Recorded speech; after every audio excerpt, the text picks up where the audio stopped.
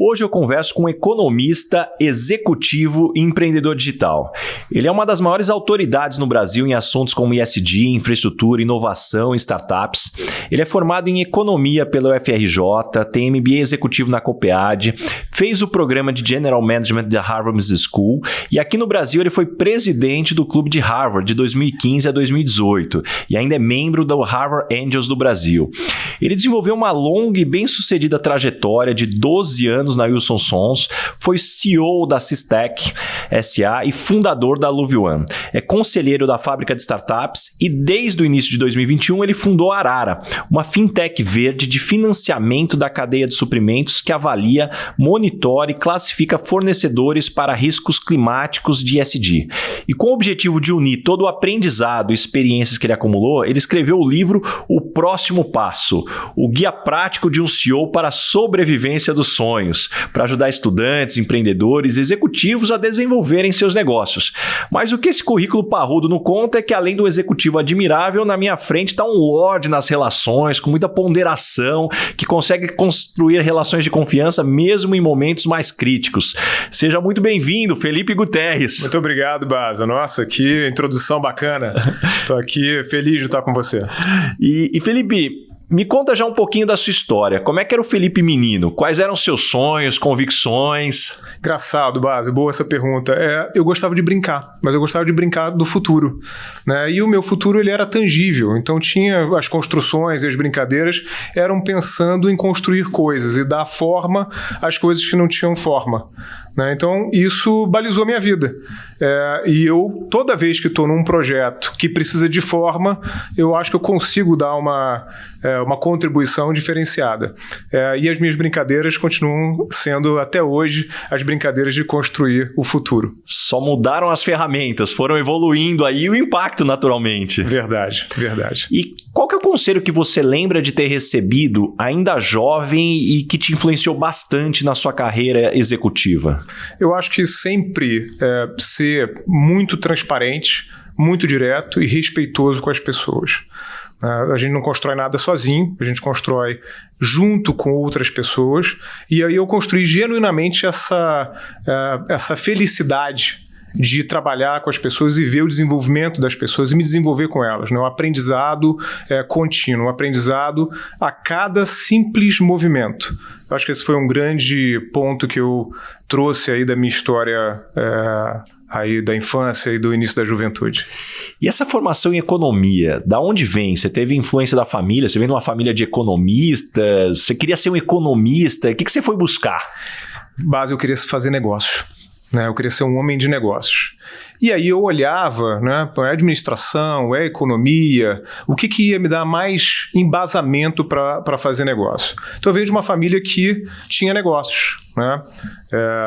Tio engenheiro, mãe que trabalha com tio em engenharia.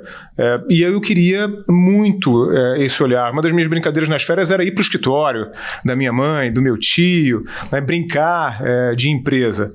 E eu queria fazer isso. E eu entendi que a economia ia me preparar melhor, para ter uma visão mais macro, mas também da microeconomia, o olhar para os negócios. E aí eu escolhi fazer economia. Cara, que demais você falando das brincadeiras, do que te influenciou. Você sabe que eu me lembro, eu sou de São José do Rio Preto, e eu me lembro quando acho que eu tinha 15 ou 16 anos de idade, chegou no bairro a TV a cabo. Olha só a minha idade. Então, ali passaram a TV a cabo e aí a gente estava numa situação melhor ali financeira, meu pai assinou a TV a cabo.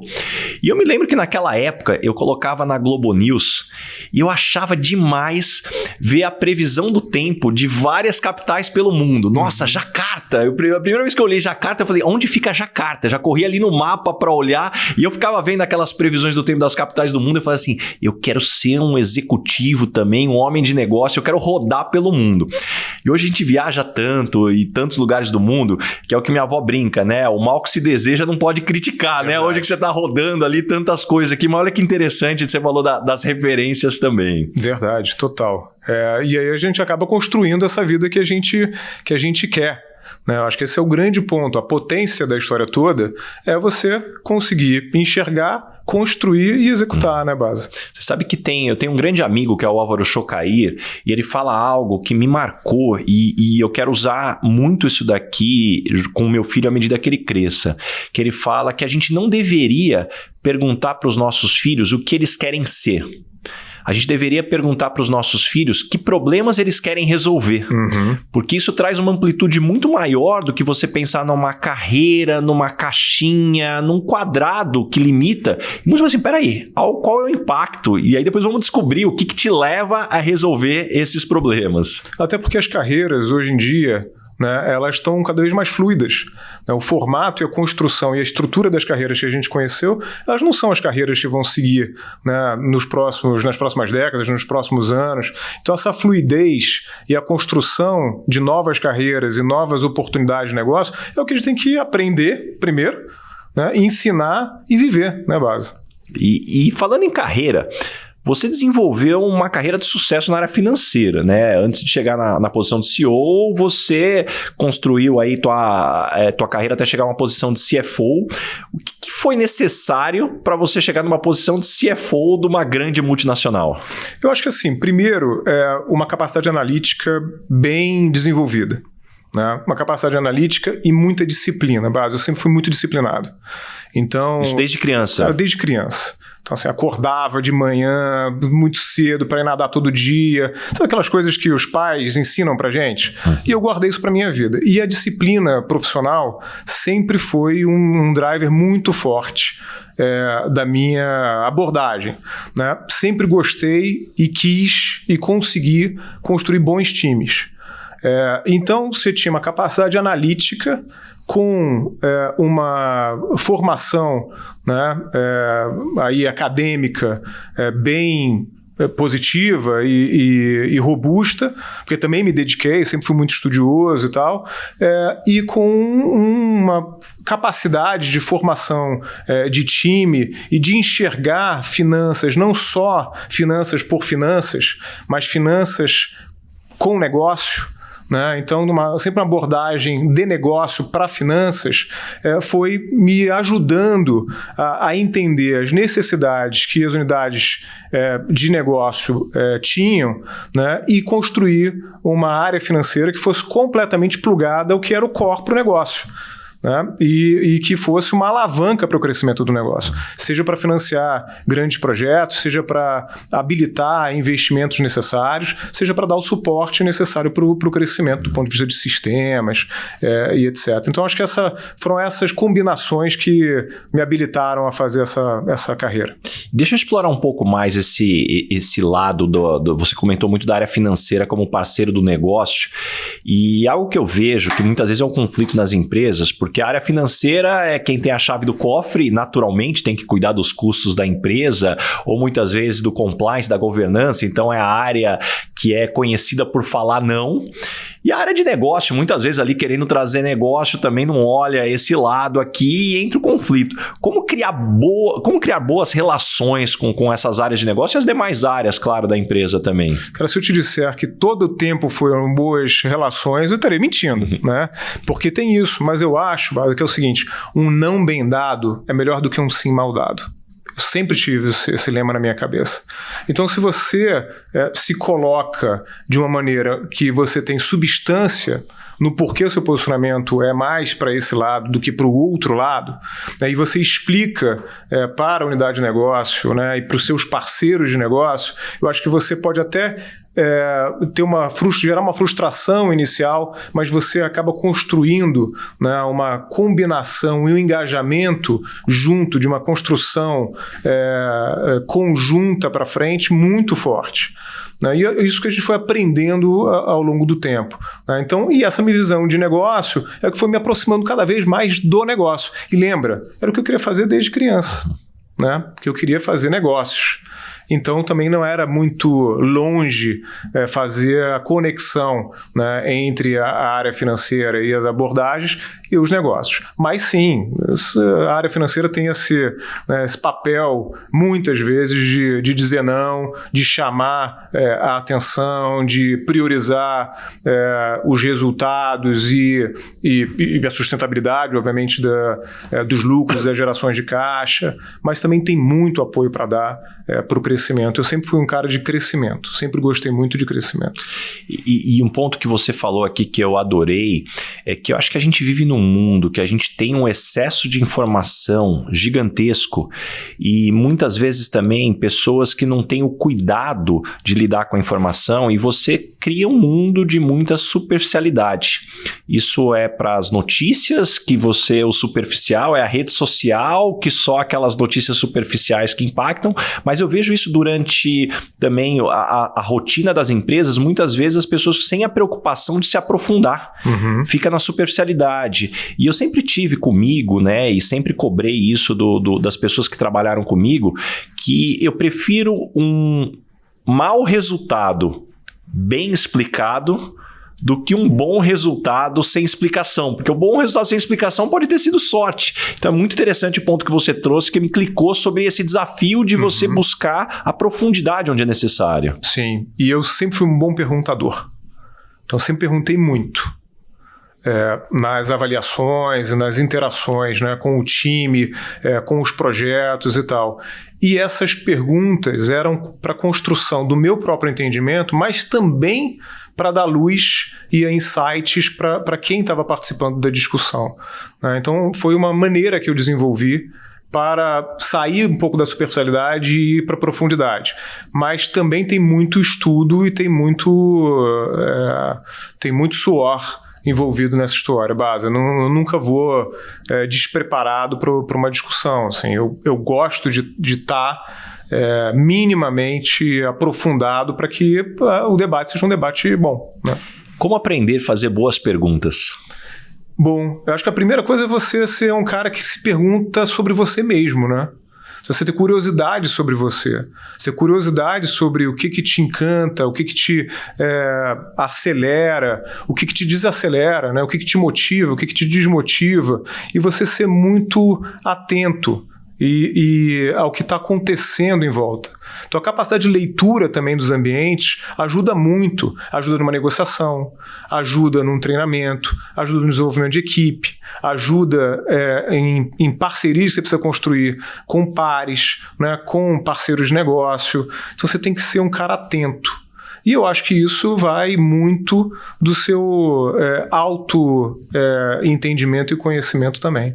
Mas como fazer um check de sanidade para ter certeza que você não está entrando no automático? Porque o que você falou muito é de presença. Sim. E o mundo, na verdade, o nosso organismo tenta nos colocar, né, como o automático até para economizar energia. Sim.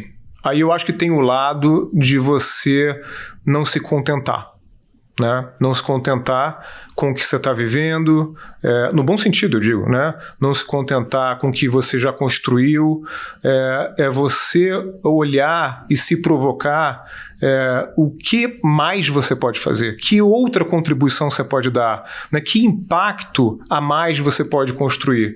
E esse é um exercício. Agora, tem vezes que, claro, você ainda fica mais acomodado, mas se você tiver um compromisso de tempos em tempos mergulhar e sair desse comodismo, eu acho que você vai construindo naturalmente coisas mais potentes e de impacto. Eu me lembro, Bas, assim, e é engraçado isso, que quando eu fui fazer MBA, já tinha 10 anos que eu tinha saído da universidade. E eu comecei a ter pesadelos de noite, que eu ia para a prova e não tinha estudado nada, tirava 0. Cara, isso nunca aconteceu na minha vida. Eu nunca podia ir para uma prova sem estudar, ainda mais tirar 0 na prova, para mim era um horror. E eu falei, cara, tem alguma coisa que está me chamando de volta para a academia. Eu acho que esse é o sinal. Né? Acho que eu estou acomodado demais, está na hora de eu voltar. Então é um pouco isso, é você estar ligado, né, a esses sinais. Poderia ter deixado passar, falei que foi só um sonho, um pesadelo. Eu achei que era um sinal.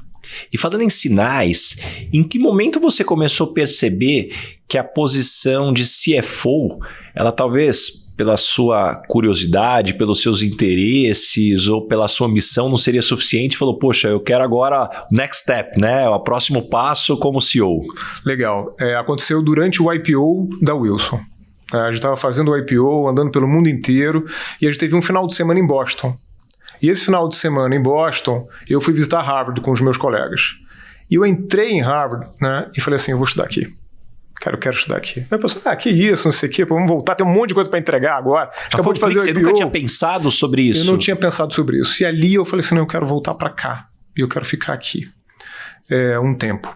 E aí eu voltei, isso era 2007, me preparei nos 2 anos seguintes, né, e fui para Harvard em 2009 para fazer, de novo, não era uma especialização em finanças, era uma especialização em gerência geral. Portanto, era uma preparação para ser CEO, né? Então era um caminho.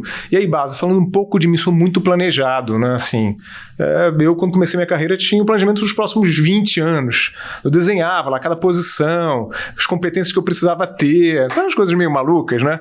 Mas de tempos em tempos eu olhava lá e falava assim, opa, eu tô alinhado, não, isso aqui eu acho que eu demorei um pouco mais, isso aqui eu tenho que acelerar. E então me deu esse clique. E fui, 2009, então fiquei em Harvard alguns meses, né? Tive que deixar e preparar um sucessor para acompanhar os negócios no dia a dia. É impossível você tocar o negócio e também ficar estudando por definição, né? A carga horária é tão maluca que é para você não conseguir mesmo processar. Quando você fala com os professores depois, eles te dizem isso. Não, é para você saber delegar, você se reunir aqui, dividir com o seu living group. E depois de lá eu voltei com a minha capacidade de diagnóstico muito aguçada. Então eu voltei, eu olhava e, cara, isso, aquilo e tal. E aí eu fui me preparando mais para esse caminho, me aproximando cada vez mais dos negócios, né? A minha veia empreendedora sempre esteve presente, mesmo nas áreas financeiras. A gente empreendeu internamente, né? Intraempreendeu em uma série de projetos. E aí eu acho que essa coisa se aflorou naturalmente. E quando você fala de apurar essa sua sensibilidade, de enxergar, o que o MBA te trouxe efetivamente? Foi só a discussão de cases? O que você viveu lá que te trouxe esse clique? Eu acho que tem uma coisa, eu vou te contar uma história muito das relações, menos do case. O case é espetacular, os professores são incríveis e tal, mas das relações. Bom, você sabe que nesse programa a gente tem que viver com 7 outros membros no mesmo lugar. E essas 7 pessoas, elas são definidas e discutidas a dedo. Por exemplo, não tem ninguém que é do mesmo país que você, não tem ninguém que tem a mesma competência que você, então você acaba formando um grupo que é como se fosse um conselho mesmo, uma diretoria. Então tem um cara de marketing, tem um cara de finanças, tem um cara comercial, e assim vai. E de várias nacionalidades. E tinha um chinês que na primeira parte do programa ele não participou. Ele tinha participado do programa anterior, tinha ficado preso nas atividades, não conseguiu fechar o programa e ele viria entrar no nosso grupo só na segunda etapa do programa. E a gente já tinha feito na primeira etapa, já tinha feito amizade, já sabia como é que eu rodava. Esse chinês chegando, falou, cara, isso não vai dar certo. Chinês vai entrar aqui, não vai conhecer ninguém, vai atrapalhar. Bom, no final da primeira semana, ninguém sabia viver sem esse chinês. Né? E aí você vê como é que primeiro, a capacidade de construção de relacionamento, quando alguém quer, né? Mesmo com qualquer disposição, né? Em relação a uma coisa que você já tinha construído. E eu acho que isso também desfez alguns paradigmas que eu tinha. O próprio bias, né? E o bias, né? Ou seja, não necessariamente tem que ser dessa maneira. E quando você soma isso, a gestão de tempo, capacidade de processamento dos casos, ver o que realmente é importante, né? Focar nisso e o quanto que as avaliações de uma determinada situação podiam ir de sim para não tão rapidamente, e aí você vai construindo todos os pilares, as perspectivas analíticas, isso ajudou muito. Teve um caso, outro, a gente estava avaliando lá um investimento numa plataforma de petróleo. Só que era uma corporação que tinha feito esse investimento na plataforma de petróleo. E a gente estava dentro desse caso, e aí a turma decidiu que era um absurdo ter comprado essa plataforma de petróleo, um absurdo completo. Só que o cara da corporação estava lá e a gente não sabia. E no final do case, ele levanta a mão e diz: olha, deixa eu falar um negócio para vocês. Obrigado, ainda bem que eu não tive essa avaliação aqui de vocês, né? São 100 executivos, que eu comprei a plataforma e nunca ganhei tanto dinheiro na minha vida. Né? Obrigado pela análise de vocês. Então, assim, sabe? Olha só que clique aí, que provocação. Então, acho que isso. Porque tinha sido um consenso entre todas as turmas da classe que não deveria ter sido comprado a plataforma. Porque era um conglomerado, eles não tinham a menor competência em plataforma de petróleo, era um investimento oportunista. Mas fazia sentido para ele. Né? E aí, falando dessa preparação, você depois evolui, tem a sua primeira oportunidade, senta na cadeira de CEO. Sim. O que não te contaram e o que essa preparação não te formou? E aí você descobriu ali depois no dia a dia do que é ser um CEO? Cara, a operação do dia a dia é dura. Assim, você senta na cadeira e aí você percebe o quanto que uma operação pode ser complexa, exige de você muito, e essa é uma cadeira muito solitária, né?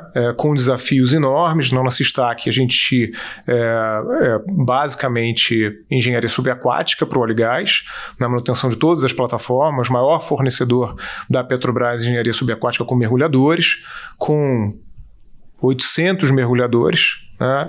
24 horas por 7, trabalhando com embarcações, atuando com gente trabalhando em outra atmosfera, 200 metros de profundidade, né? Fazendo manutenção. Então, assim, essa operação e todos os riscos envolvidos. E a preocupação com a segurança operacional, 1.500 famílias, né? Diretamente dependentes das suas decisões e escolhas, é um peso. Né? Que numa corporação onde você não é o número 1, você está um pouco mais protegido, mas acho que esse é um peso que não contam, que na hora você precisa saber. Acho que do lado das discussões estratégicas, definição de posicionamento, desenvolvimento das pessoas, essa parte muito legal. Crescimento é super legal também. Então, eu acho que é mais esse lado da operação. O lado comercial é um lado também que é muito interessante, né, Baza? Como é que a gente constrói essas relações, como é que a gente, qual é a inteligência, né, do posicionamento comercial. Então, acho que esse é o lado legal da coisa também. É interessante você falar do lado comercial, porque as primeiras oportunidades que eu tive na área comercial, primeiro que eu tinha um grande preconceito, né? Acho que o mundo, de maneira geral, tem um preconceito contra o vendedor, e isso eu já falei em outros episódios aqui, a gente tem muitos exemplos como esse, mas a área de negócios definitivamente, quem sabe explorar bem, eu costumo dizer que nunca vai ficar desempregado ou nunca vai deixar de ter uma oportunidade. Se você gera negócio, você tem um valor gigantesco. Agora, tem uma forma também de você começar a aprender quando você talvez é novo, eu vou falar por mim, eu brinco que eu ia em evento, eu parecia um cachorro labrador, porque você ficava assim, não, peraí, quem que eu vou conhecer, com quem eu vou falar, e depois o tempo e talvez a maturidade vai te tirando talvez aquela pressão do imediato e falar, peraí, aonde eu vou construir relações de confiança? Aonde eu vou ter a oportunidade de conhecer os problemas efetivos para ver aonde pode só agregar e aí efetivamente você escolher as batalhas e fazer bons negócios, né? Porque eu acho que esse também é o grande ponto. Sim, eu acho que muitas vezes não é o volume de contatos, né? É a qualidade dos contatos. E como é que você constrói isso? Inclusive a abordagem, né? Para que você tenha esses contatos. Mas eu concordo com você, a maturidade vai trazendo para a gente muita naturalidade, né, Baza? Então passa a ser menos planejado, menos nervosismo e suor para construir aquelas peças todas e muito mais resultado do que você construiu ao longo da vida, né? Acho que o que a gente traz e os contatos que a gente faz e as combinações de negócio que a gente faz, elas são função da reputação que a gente construiu ao longo de uma vida toda de trabalho, né? Então, e essa é a minha definição de networking, né? É engraçado como algumas pessoas ainda têm aquela definição antiga que networking é você fazer favor para as pessoas na maior quantidade possível para essas pessoas te deverem favor, né? Bom, além de não funcionar, a não ser que você seja o poderoso chefão, né? Que as pessoas ficam com medo, se não te devolver o favor vão morrer. Eu acredito que networking é reputação construída ao longo da vida. A reputação que você constrói é o que alimenta. Ninguém vai te indicar alguém ou algum negócio porque te deve favor. As pessoas te indicam porque confiam em você, senão é a reputação delas que vai estar em jogo. E acho que isso é muito interessante, a forma como você, de novo, maturidade ajuda, mas também muitas vezes os erros que você comete ao longo do caminho, e esse é um ponto que eu queria também explorar contigo.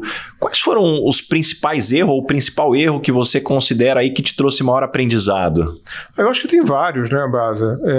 Erros de julgamento. Eu acho que, por exemplo, com o time, né? Eu acho que, assim, no meu início de liderança, eu investia muito tempo, né, em alguns membros do time que não estavam entregando, que tinham dificuldade de se desenvolver ou de se aproximar dos outros membros do time, e eu ia alongando muito essa tentativa de reversão.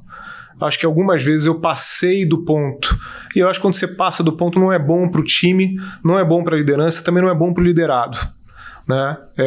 Ao mesmo tempo, a transparência em relação à situação, ela tem ali um cuidado, né? Ela não é nada, não é arte pura. Como é que você, com arte, faz essa transição, se for necessária, no tempo certo, com todo cuidado, né, e que isso seja um valor até de desenvolvimento das pessoas. Então esse é um ponto mais voltado para time.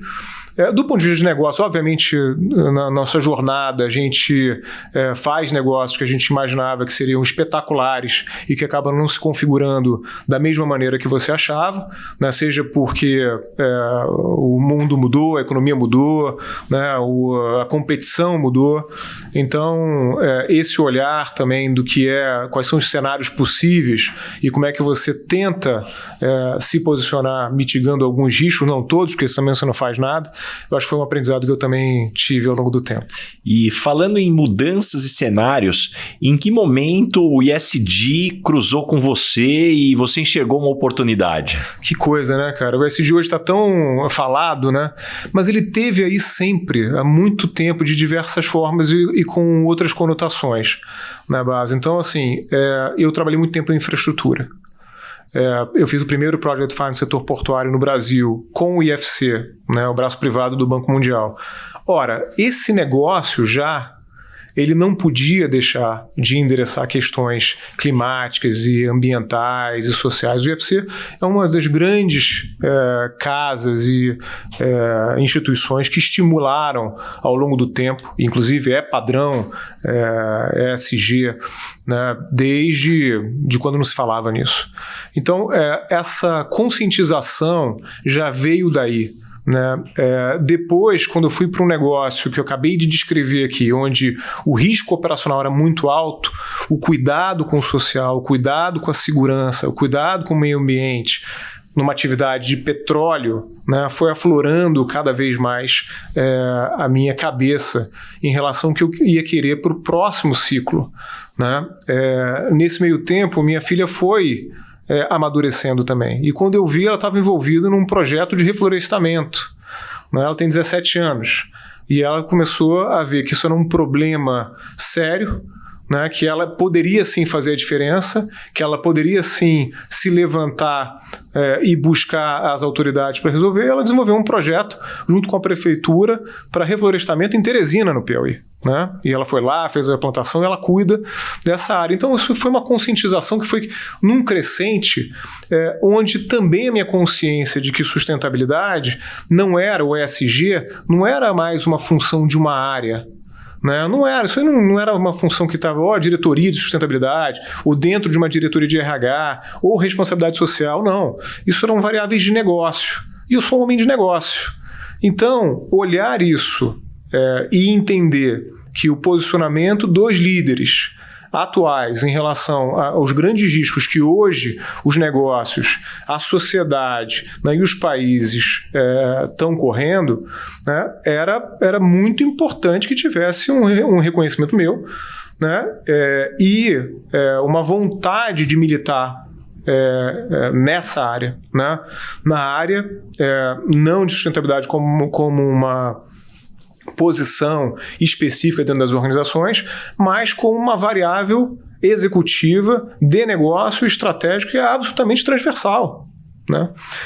E aí eu olhar para esse tema, eu entendi uma outra coisa nos meus estudos, né?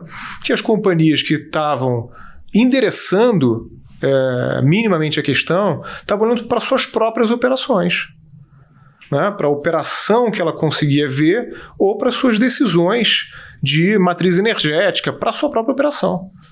Mas veja, Basa, entre 70% e 90% das emissões, né, do footprint carbônico, de ESG, estão nas cadeias de suprimentos. As companhias não têm noção disso, então tem um risco escondido enorme. Eu falei, então é ali que eu vou ajudar. Então tem um problema, né, um problema de negócio, e eu vou atuar então nisso. E aquela cadeia gigantesca de moda que está comprando roupas produzidas por crianças naquele país subdesenvolvido e de repente acorda com uma manchete de jornal colocando toda a empresa em risco porque não avaliou. Acho que esse é um exemplo aí que aconteceu recentemente. É verdade, você tem um risco de contraparte, você tem alguns processos na Europa, né, também contra empresas de combustível fóssil, voltadas para a questão também de cadeia de suprimentos, de risco de contraparte. Eu acho que a indústria de moda, como você falou, é a mais evidente que a gente enxerga, mas também você tem no agrobusiness, né, produção em áreas que foram devastadas. Então, assim, esse é um processo que o grande comprador, muitas vezes, está tomando um risco escondido e que precisa ter consciência. E os pequenos e médios que fazem parte dessa cadeia não têm, dados, não têm conhecimento, nem muitas vezes capacidade para endereçar. Então é isso que a gente traz com a Arara, né? A gente faz essa avaliação, dá e organiza esses dados e incentiva o progresso com financiamento. Né? Então aí está a minha... Não, eu achei super interessante e eu confesso que esse foi um tema que eu aprendi um pouco mais. Eu tive a oportunidade no mestrado também estudando alguns cases, e um case que na época, deixa eu ver se eu vou me lembrar bem dele, e aí você talvez o conheça, fica à vontade para trazer mais detalhes, do Walmart, que por muito tempo o Walmart foi conhecido nos Estados Unidos uma imagem relativamente ruim por não ter o cuidado devido, e aí eles, com todo o poder que existe, né, de influência dos fornecedores, né, poxa, um grande varejista nos Estados Unidos, eles começaram a pontuar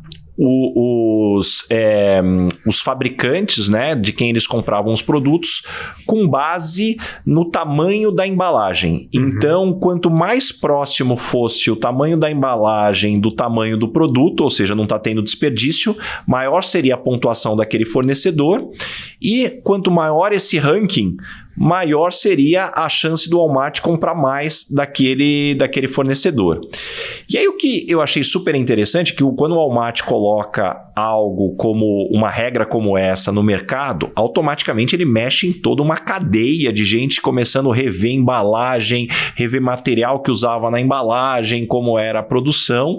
E isso automaticamente trouxe um impacto gigantesco de economia, né, de madeira, de isopor, enfim, plástico, todos os componentes que faz uma embalagem. Uhum. E aí você vê o Walmart simplesmente com uma decisão de influência de compra.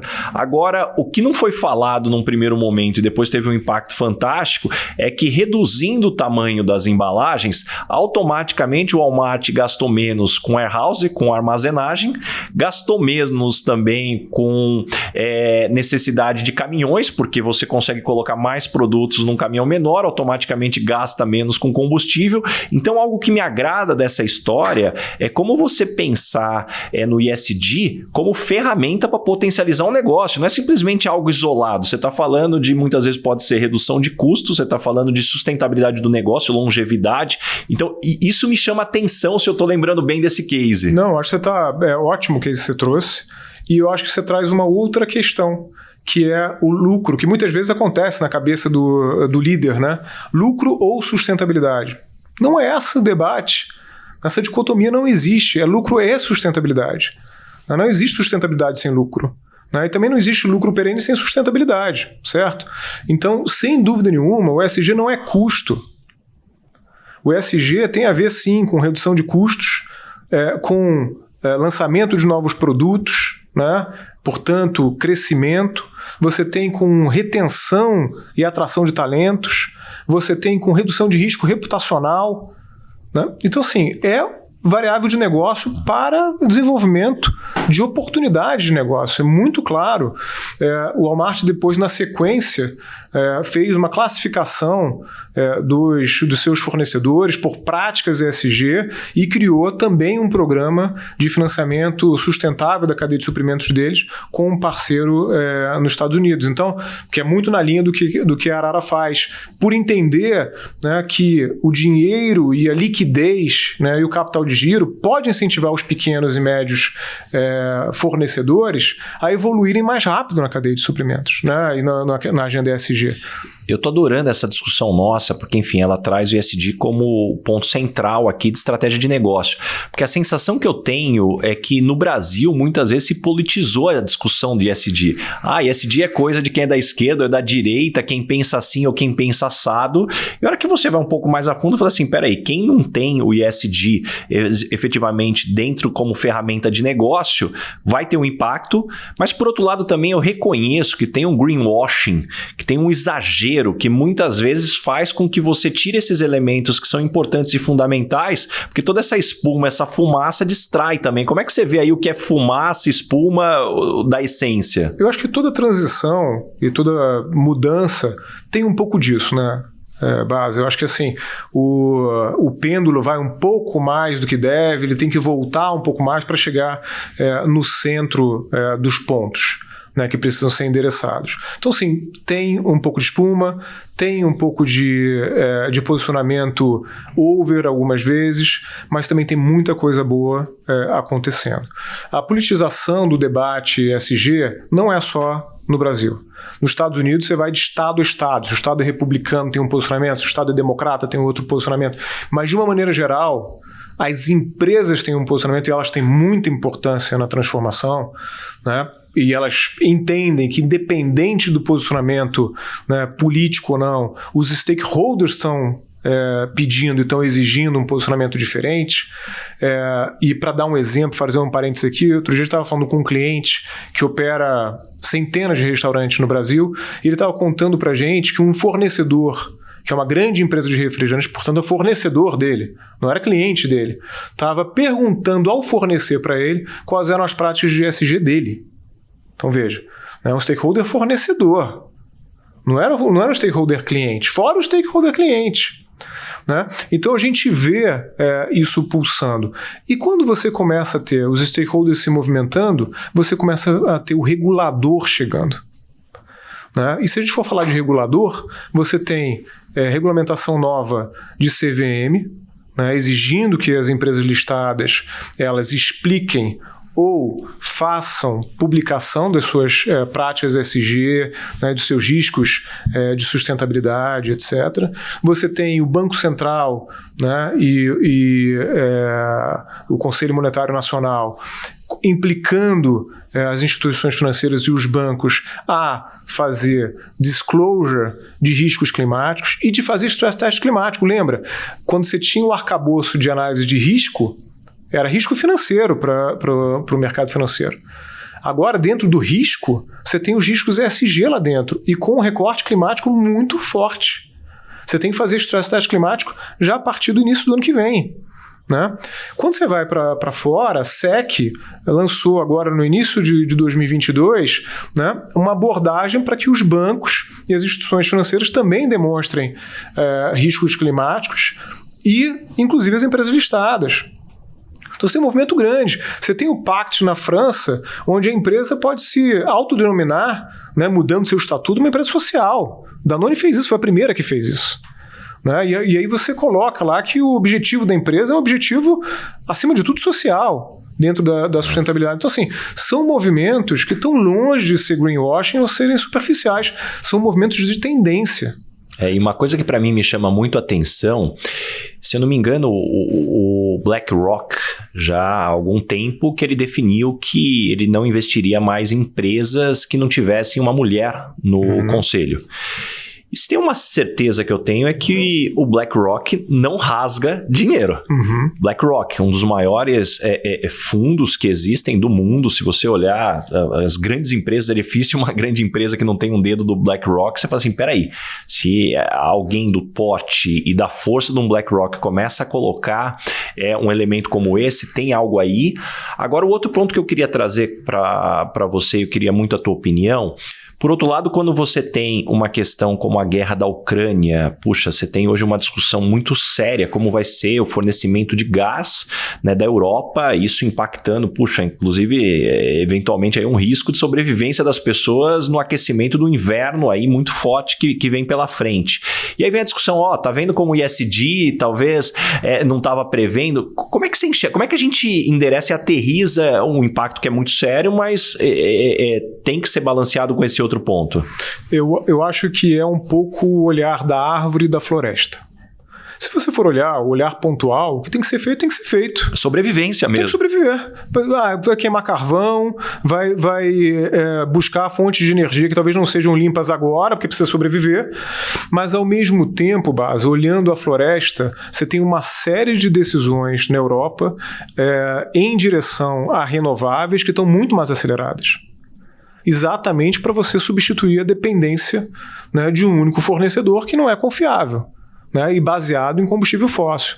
Então, do outro olho, né, ou com um outro olhar, você pode estar deixando de considerar uma aceleração na direção certa, né, que vai vir. Acho que esse vai ser o grande debate da COP27, tá? Então, acho que agora a gente vai ver muita coisa dentro desse tema, né? Mas, no limite, no que precisa ser feito, tem que ser feito. Né?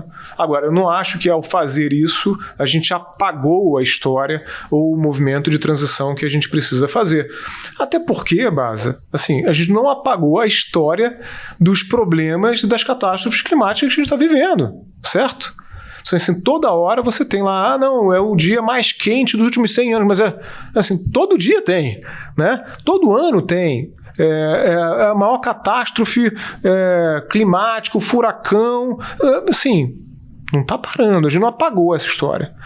Né? E com isso você tem problemas de fornecimento, você tem problemas de produção, você tem problemas de disrupção de cadeias logísticas.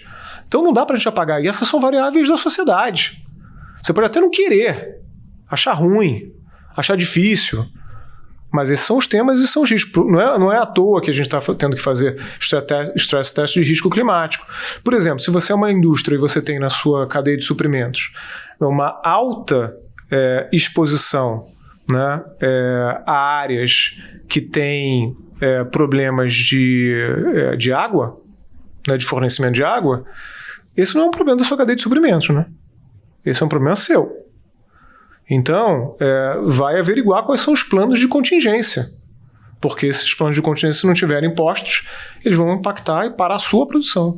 E você vê, né, como cada país tem o seu desafio. Você pega o caso dos BRICS, você falou de água, a África do Sul, tá tendo uma situação super séria de abastecimento de água, isso impactando de forma gigantesca os investimentos que estavam chegando no país e agora foram impactados. E a única certeza que eu tenho aqui nessa nossa discussão é que ser um CEO se tornou muito mais complexo tem muito mais elementos para você avaliar. E esse é um ponto que eu quero explorar contigo, porque você escreveu um livro, né? O próximo passo, o guia prático de um CEO para a sobrevivência dos sonhos. Me conta um pouquinho, o que te moveu aí, o que fez com que você buscasse escrever esse livro? Bas, eu estava na quarentena, trancado em casa, né? E desenvolvendo um novo negócio. E aí eu falei, eu pensei aqui, eu acho que eu estava na hora de dar de volta para a sociedade um pouco das coisas que eu aprendi. Né? E eu aprendi que se planejar, se organizar, desenhar o que você quer para o futuro, ser disciplinado, focar a execução, isso faz com que a gente consiga chegar nos nossos objetivos.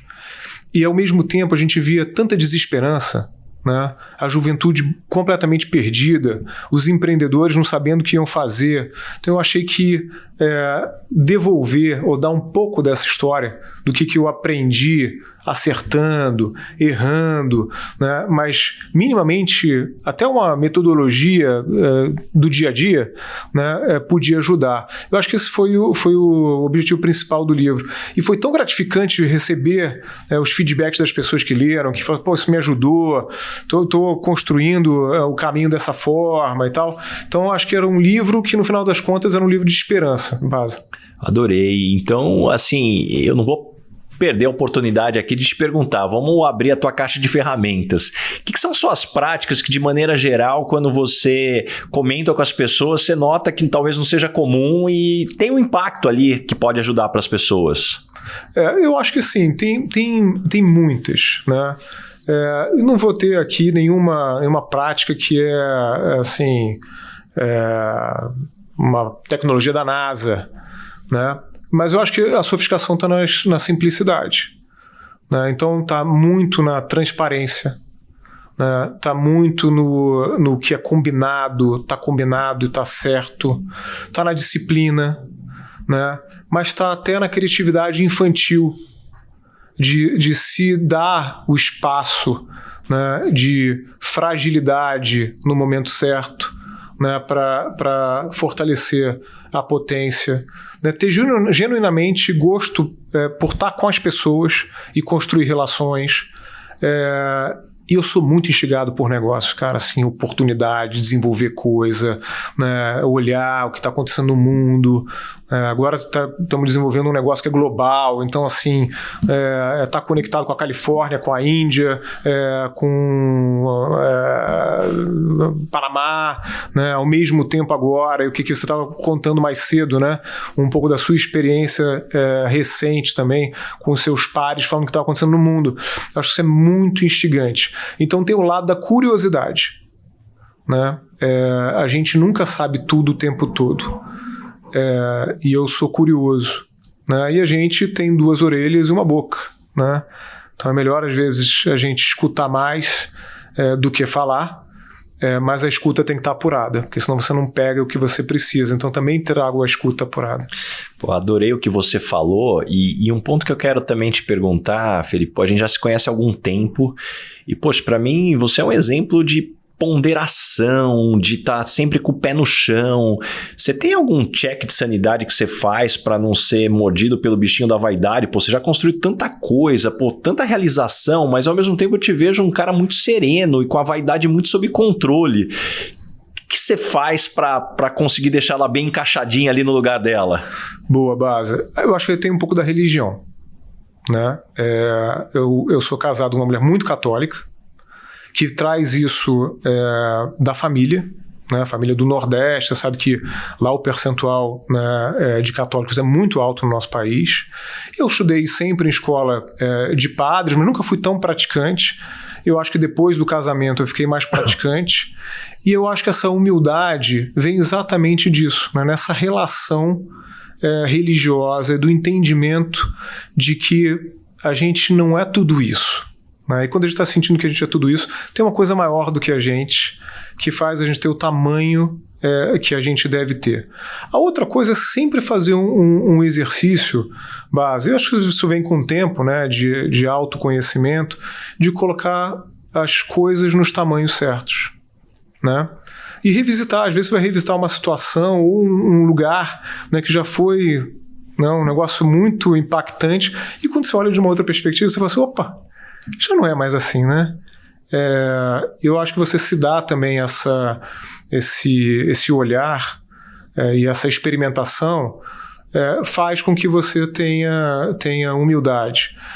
Você também se colocar em várias construções, né, em momentos diferentes, faz com que você experimente um pouco da humildade do principiante ou de quem está começando. E eu gosto de me colocar nesse lugar.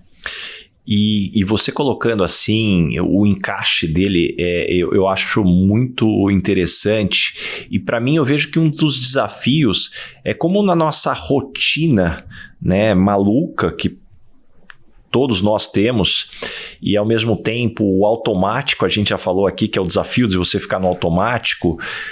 Como que você faz? Você separa um tempo para você refletir com você mesmo, olhar suas anotações, como voltar a ter essas reflexões, porque eu tenho certeza que quem está nos escutando aqui pode estar agora fazendo exercício, está indo para o trabalho, está no carro, enfim, a pessoa que está com atenção agora no que a gente está falando, eu não tenho a menor dúvida que cai a ficha de alguma forma, em maior ou menor grau, mas no dia a dia, ali na hora da pressão, como trazer essas reflexões? Baza, muito boa pergunta. Você sabe que eu, por muito tempo, lutei muito contra o nadismo. Chegava no final de semana... Aquela culpa, cara, por não ter nada. Eu tinha que fazer tudo, né? Eu tinha que fazer um monte de coisa, porque assim, ficar parado comigo mesmo era muito duro para mim, né? Então eu tinha que jogar tênis, eu tinha que fazer tudo que eu não pude fazer, né, durante a semana toda, eu tinha que sair com os amigos, eu tinha que jantar fora, eu tinha que encontrar com todo mundo, eu tinha que tomar vinho. E aí eu comecei a ver, né, que o nadismo era muito necessário. Nadismo, adorei esse termo. Para você conseguir se energizar. Mas eu tive que lutar com o nadismo até aceitar o nadismo. Então, o nadismo que é o ato de não fazer nada, mas o ato de não fazer nada é um pouco provocativo, porque dentro desse seu nada é o tempo que você vai olhar para você mesmo, é o tempo que você vai ler, né? É o tempo que você vai experimentar o seu próprio silêncio. É o tempo. Eu tenho oportunidade de fazer viagens de negócio onde alguns dias eu acabo tendo que ficar sozinho, né? Seja numa ida, numa volta, e esse tempo é um tempo importante para mim, né? E lidar comigo mesmo.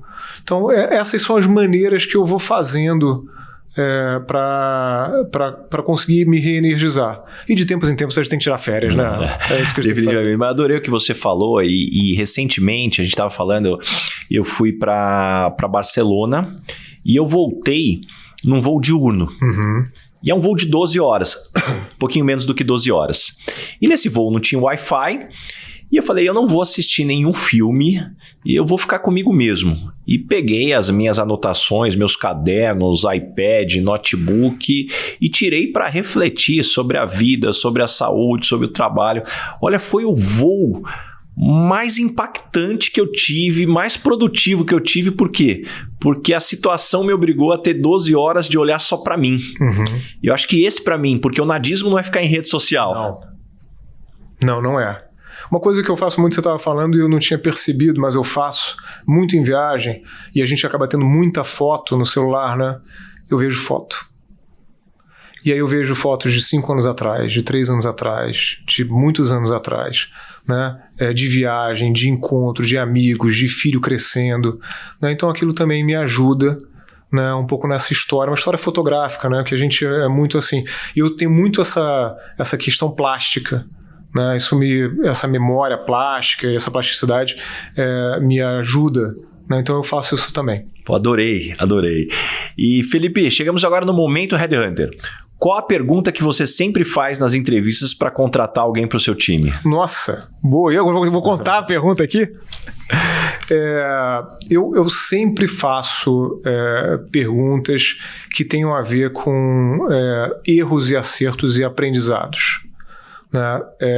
Com casos específicos. E na história dos casos, eu vou pegando algumas nuances, né? E eu vou também entrevistando até o elevador. Na hora da despedida do elevador, você consegue pegar muita coisa, Base. As pessoas já estão desligadas. Baixaram a guarda. Já não estão mais no papel, no personagem.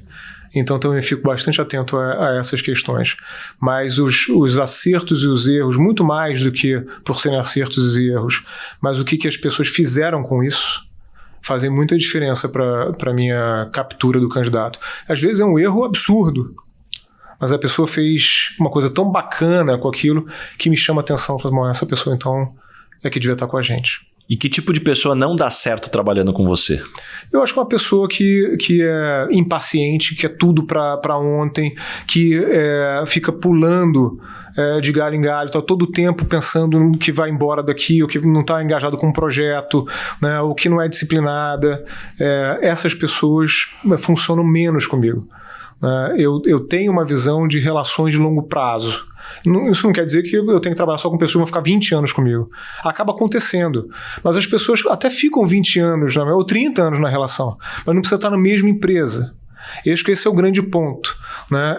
Eu tive a oportunidade várias vezes durante a minha carreira de trabalhar com pessoas em empresas diferentes, em ciclos diferentes, mas foram empresas que eu fui encontrando ao longo da vida profissional. Hoje é engraçado, porque hoje estamos fazendo negócio, uma parceria, não sei o quê, o cara fala, pô, sabia que eu trabalhei contigo? Eu falei, pô, a gente foi bem, né, nesse trabalho? Deu tudo certo? Deu tudo certo, então tá ótimo. Isso acontece, né? Então acho que eu tenho essa visão, a visão da relação de longo prazo. É a reputação construída ao longo da vida, né? Eu acho isso fantástico.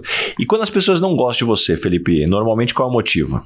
Porque eu cobro demais, porque eu estou buscando alta performance, porque eu sou muito disciplinado, então posso, algumas vezes, na pressão, pressionar por resposta mais do que as pessoas, de repente, estão querendo estar impressionadas. Acho que isso, ao longo do tempo, eu fui modelando, né? Modulando, melhor dizendo, e ajustando, porque você começa a ser consciente de quando você está um pouco mais atacado.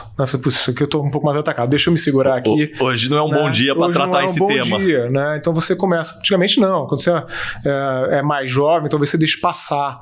Hoje você fala... né? E está muito aberto, porque às vezes você vai encastelado numa posição, acho que é isso, né? E outra pessoa coloca, cara... Claro, tem muito mais a ver desse outro lado. Então, se você estiver encastelado demais, você, de novo, não deixa a sua escuta inteligente funcionar. E a sua escuta inteligente, se ela não estiver lá, você acabou de perder sua inteligência. E o que você gostaria de perguntar para o Baza Headhunter? Baza Headhunter, deixa eu ver. Baza, o que que você está vendo, né, nas salas de conselho que estão faltando, né? Competências que estão faltando, pontos que você acha que deveriam estar nas discussões dos conselheiros e que você os aconselharia, né, ou que você contrataria para que eles estivessem lá? O que eu acredito é que o primeiro ponto é que eu vejo hoje conselhos muito mais atuantes. Eu acho que o mundo mais dinâmico, mais competitivo, fez que talvez aquele conselho que sim existiu no passado, que era mais protocolar, aonde você tinha aqueles encontros, onde você não tinha muitas tomadas de decisões, ele está cada vez mais ficando para trás. Então acho que esse é o primeiro ponto. Por outro lado, ainda eu vejo talvez um certo corporativismo nos conselhos, que quando você tem uma posição de conselho para ser preenchida, ainda existe muito aquela contratação por relacionamento, onde as pessoas contratam quem você já conhece, quem você talvez atua já em outro conselho, o que de certa forma eu entendo, porque você confia na pessoa, você sabe da competência dela. Só que se a gente está falando tanto de diversidade, da necessidade de você olhar, né, sobre prismas diferentes, então acho que tem um espaço para a gente ter conselhos, sem dúvida nenhuma, mais diversos.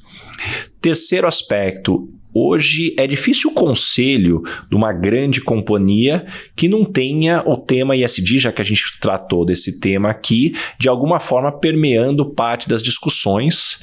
Eu vejo que esse conselho tem dado as metas para o C-Level, né, para os CEOs, para os diretores.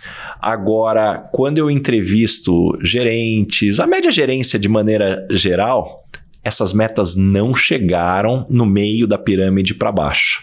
E a gente sabe que incentivos modelam comportamento. Então, se eu puder deixar uma provocação para os conselhos aqui, busquem entender quais são as metas que a média gerência para baixo tem recebido, se eventualmente eles não estão só com foco no resultado e não com foco no que dá resultado.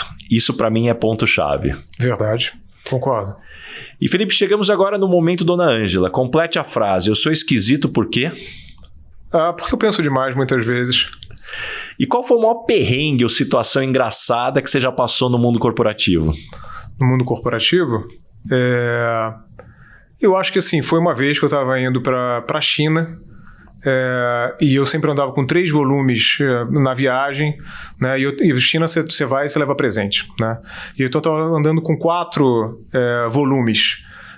E aí eu tive que parar na Europa para depois ir para a China, e aí eu saí do avião e deixei um dos volumes dentro do avião. Cara, depois para pegar esse negócio de volta, foi um inferno, né? Eu tive que ir de novo pro aeroporto, fiquei lá horas esperando, quase que eu cheguei sem os presentes na China, né? Então, assim, de um lado engraçado, reveja um pouco os costumes, né, que são diferentes, esteja preparado para isso, mas nunca esqueça da quantidade de malas que você está viajando, que isso pode te atrapalhar muito na sua logística. Eu adorei o que você falou, porque a gente é muito parecido, eu tento sistematizar tudo que eu faço. Então eu também, se eu estou acostumado a viajar com aquela configuração, você já roda no automático. É trazer uma mala a mais, que a chance de você deixar ela pelo caminho é gigantesca.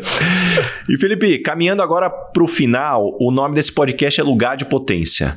Qual que é o seu lugar de potência? Que ambiente, situação pode jogar lá que você nada de braçada? Acho que o lugar de potência é de construção, de criação de algo novo, de criação de time, de criação de produto, de crescimento.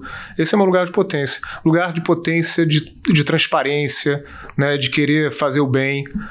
Lá na Arara a gente tem numa parede, né, uma pop art que foi feita por um artista. Eu acho que lá tem um pouco do desenho de potência, né? Então são 2 pessoas que não têm gênero segurando uma lâmpada. Da lâmpada está saindo a natureza e um coração sai dessa lâmpada. Então ali tem a inovação, tem a natureza, né? Tem a diversidade, tem o amor. Adorei. E uma verdade que as pessoas não costumam dizer e, na sua opinião, é fundamental para se ter sucesso? Eu acho que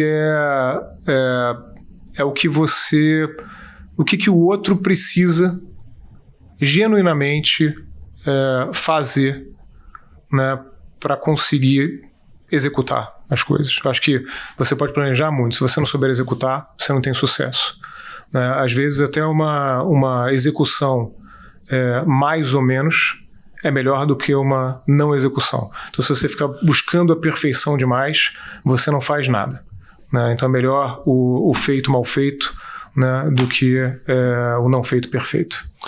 E o que você aprendeu nos últimos 12 meses, seja em conhecimento ou habilidade? Eu acho assim, tem um lado cultural muito interessante. Meus 2 sócios, né, são indianos.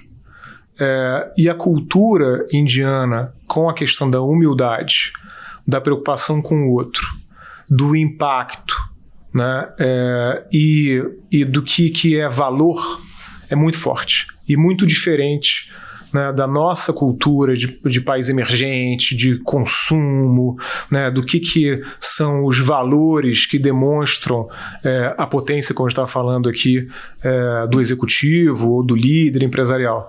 Eu acho que isso também encaixa os pés no chão, no lugar que eles têm que estar. E deixa algumas dicas de fontes de conhecimento. Como é que você se mantém informado e você se desenvolve? Eu acho que tem aqui umas curadorias que eu vou fazendo, né? Depende de algumas fases. Tem fases que eu tô lendo crônicas, né? Então eu estou bem voltado para crônicas, e as crônicas podem ser de diversas coisas. Podem ser do cotidiano, podem ser crônicas românticas. Tem outras fases que eu estou nas biografias. Então, quais são as biografias? Então, o que eu estou querendo ler? A sua biografia de negócio? Não. Estou querendo ler a biografia de pessoas que fizeram diferença, pessoas que tiveram impacto, né? Tem outra fase que eu estou querendo ver personalidades contemporâneas. Então, eu acabei de ler o livro, que eu já devia ter lido até, da Malu Gaspar, do Ike. Né? E por quê? Uma personagem super contemporânea, queria olhar com mais cuidado. Muitos daqueles personagens ali eu vi pelo mercado, né? Então gostei. A Malu Gaspar escreve espetacularmente bem. Então, assim, tem isso. Estou lendo Escravidão, né, em paralelo. Também não leio um livro só, base. Você provavelmente faz a mesma coisa que eu. Então eu leio vários livros ao mesmo tempo. Estou no segundo volume de Escravidão, que dá uma outra perspectiva, né, no conceito de escravidão, porque você não está falando só de escravidão no Brasil, mas está falando de escravidão em geral, escravidão da humanidade, né, e chega na escravidão no Brasil. Então gosto também desse olhar histórico. Gosto de ler história através de uma outra perspectiva. Um dos livros que tem muito tempo que eu li, que eu gostei muito, foi Vinho e Guerra, que falava da Segunda Guerra Mundial pela perspectiva do vinho. Né? Que interessante, me conta mais. Não, então você tinha ali a Segunda Guerra contada pelos produtores de vinho, né, que protegiam as suas produções, né, dos nazistas, etc. E não só as garrafas já produzidas, mas os próprios vinhedos, né, e a cultura. Então, era todo o olhar da guerra, né, de dentro das produções e da proteção daquela riqueza, que era uma riqueza nacional. Para os franceses é a riqueza nacional, principalmente num período de guerra. Então você começa a olhar guerra desse jeito. Então você também li um livro que falava da culinária russa, né, no momento da Rússia imperial. Né? E como é que a culinária russa estava sendo também influenciada pela culinária francesa. Então isso é muito legal, você está olhando história pelo lado da culinária. Nada mais fala de um povo do que o povo come, né? E o que ele faz com aquelas iguarias, que no final das contas é uma grande alquimia, né? O que se faz com comida, né? Sensacional. E Felipe, me indica 3 pessoas bacanas para eu convidar para esse podcast e ter uma conversa como essa. Eu acho que assim, Baza pelo Baza, né? Não sei, Baza, tanta gente bacana por aí. Assim, eu acho que eu estaria sendo muito injusto de escolher 3 pessoas aqui, mas eu acho que o Brasil ele tem muita gente interessante. Eu acho que tem muita gente interessante no mundo dos negócios. Acho que tem muita gente interessante no nível de empreendedores e startups. Eu acho que era bom olhar esse Brasil que nasce digital, né? Acho que empreendedorismo social, ter alguém de empreendedorismo social num país que precisa de tanto de social, eu acho que é um exemplo sensacional. Né? Então, nesse lado do empreendedorismo, mas também fazendo finanças sociais, acho que o Léo Letelier, da Cital, é um cara bastante interessante para você conversar. Um cara que veio da McKinsey e resolveu se dedicar a fazer finanças sustentáveis, é um cara muito interessante. Eu acho que a gente tem um representante do empreendedorismo financeiro, né? É muito legal também ter as mulheres super poderosas, né? Que fazem desse Brasil o que é. Né? Então, acho que todas essas moças e mulheres que estão nos conselhos representando, né, o gênero no conselho são importantes. Então, acabei falando do Léo aqui, não falei dos outros 2, mas vou ficar te devendo os outros nomes. E uma pergunta que eu faço para todo mundo que passa por aqui, Felipe: o que é felicidade para você?